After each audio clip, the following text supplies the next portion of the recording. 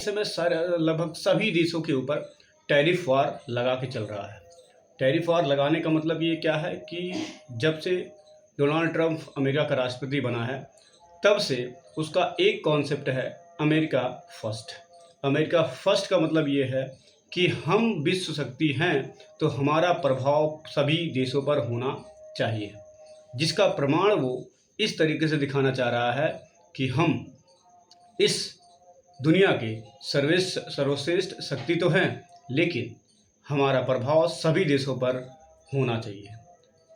अब उस प्रभाव के रूप में ही वो ये दिखाना चाहता है कि हम भारत पाकिस्तान के युद्ध को रुकवा दिए हैं, हम इजराइल और ईरान के बीच युद्ध को रुकवा दिए हैं, हम रूस और यूक्रेन के बीच चल रहे युद्ध को भी रुकवा देंगे। लेकिन पिछली 2 मीटिंग में ये क्लियर हो गया कि युद्ध रुका नहीं है, और जब से ट्रंप और पुतिन की मुलाकात हुई है उसके बाद से भी ये युद्ध बढ़ गया है। रही बात भारत की कि भारत पर वो किस तरीके से चीज़ों को अपने मन मुताबिक तरीके से थोपता हुआ चला जा रहा है। पहले 25% की बात किया था, अगस्त के लास्ट तक आते आते उसने 25% और टैरिफ बढ़ा दिया।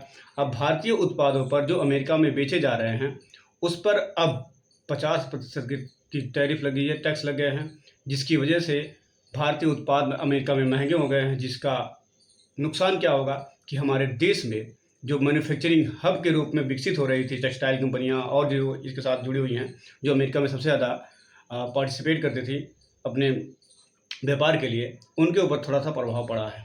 लेकिन ये प्रभाव इस तरीके से नहीं है, इस प्रभाव की तरफ देखना चाहिए। हम अमेरिका पे डिपेंड है अपने 20% सामानों को बेचने पे, मतलब पूरे विश्व में हम 20% सामान अमेरिका में बेचते हैं।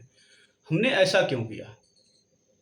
क्या हमने इस पर्टिकुलर 20% के व्यापार को हम अदर देशों पर शिफ्ट नहीं कर सकते थे? हमारी गलतियां बहुत सारी चीज़ें हैं जो हम अपनी चीज़ों को उस तरीके से रिप्रेजेंट नहीं कर पा रहे हैं। बात है कि जब हम आज़ाद हुए या उससे पहले 16वीं 17वीं शताब्दी में हमारी जो जीडीपी थी, या हम कह सकते हैं कि विश्व में धनी देशों में हम आते थे। मतलब हमारे पास इतना संपदा थी कि हम पूरे विश्व में धनी देशों में कंसीडर किए जाते थे। लेकिन ऐसा क्या हुआ कि हम आज़ादी के बाद इतने गरीब हो गए कि हम अपने उत्पादों को भी अपने तरीके से नहीं चला पाए और उसको प्रमोट नहीं कर पाए। यदि ऐसा किया गया होता तो हम आने वाले 20 से 30 या 50 सालों में आज महाशक्ति के रूप में, आर्थिक महाशक्ति के रूप में बनकर उभरे होते। आज सबको पता है कि भारत किस तरीके से 10वें पोजीशन से लेकर 4थे पोजीशन में आ चुका है, और अर्थव्यवस्था 4थे पोजीशन में पहुंचने के कारण ही आज जो चीज़ें सामने आ रही हैं उसका ही परिणाम है कि अमेरिका मेरे ऊपर सैंक्शंस लगाने, मीन्स कि हमारे ऊपर सैंक्शंस लगाना चाह रहा है कि हम सिर्फ और सिर्फ अमेरिका के कहे हुए की बातों पर चलें और किसी दूसरे का ना मानें। लेकिन उसको भी पता है कि भारत एक ऐसा बड़ा बाज़ार बन चुका है जिसके पास मैन पावर है, जिसके पास कंजम्पशन पावर है, और जिसके पास एक तो कह सकते हैं कि लीडर भी एक इस तरह का आया है जो चीज़ों को सबसे पहले प्राथमिकता में लाने का प्रयास करता है। जो कार्य पिछले 10 से 12 सालों में हो रहे हैं, इस कार्य को यदि हम आज़ादी के 10 से 15 सालों के अंदर शुरू कर चुके होते, आज भारत बहुत ही बड़ा मैन्युफैक्चरिंग हब के रूप में आ चुका होता, जिसका परिणाम ये होता है कि हम 16वीं 17वीं शताब्दी में जो आर्थिक महाशक्ति के रूप में थे, वो आज हम फिर दोबारा उस आर्थिक महाशक्ति के रूप में आ सकते थे। लेकिन कहा क्या जा सकता है कि इस समय जो परिदृश्य बना हुआ है, उस परिदृश्य के रूप में अमेरिका इस तरीके से चीज़ों को रिप्रेजेंट कर रहा है कि सिर्फ भारत हमारा ही कंजप्शन करे और किसी और भी देश का मैन्युफैक्चरिंग या प्रोडक्ट को कंजप्शन में ना लाए। हम 125 करोड़ की आबादी के साथ विश्व में नंबर 1 पे हैं। भारत के पास ऐसा मैन पावर है जो जिसकी तरफ मुड़ेगा उसको महाशक्ति की तरफ बनाने का प्रयास कर सकता है। लेकिन यही चीज़ ट्रंप को समझ में आ रही है कि यदि हमने उस बड़े बाजार को खो दिया तो हमारा जो इकोनॉमिक ग्रोथ अभी बहुत धरातल पे चल रहा है वो कम हो जाएगा। ट्रंप ने कहा कि भारत की जो इकोनॉमी हो डेड है, लेकिन कुछ ऐसे भी नेता नगाड़ी हैं जो दूसरे की बातों को सुनकर अपने देश, अपने घरों पे शक करना शुरू कर देते हैं। मतलब तीसरा कुछ कहेगा लेकिन हम उसके बाद की बातों को ही मानेंगे। मेरे घर में क्या चल रहा है हम उसकी बातों को नहीं मान सकते हैं। क्यों? क्योंकि यहाँ पे सबसे बड़ी चीज़ें इस समय जो रिप्रेजेंट हो रही हैं वो प्रेजेंट ये हो रही हैं कि कोई कुछ करेगा जिससे देश की चीज़ें बढ़ रही हैं, वो उनको उससे मतलब नहीं है। उनसे मतलब है कि मेरी राजनीति किस तरीके से चमकनी चाहिए, वो होना चाहिए।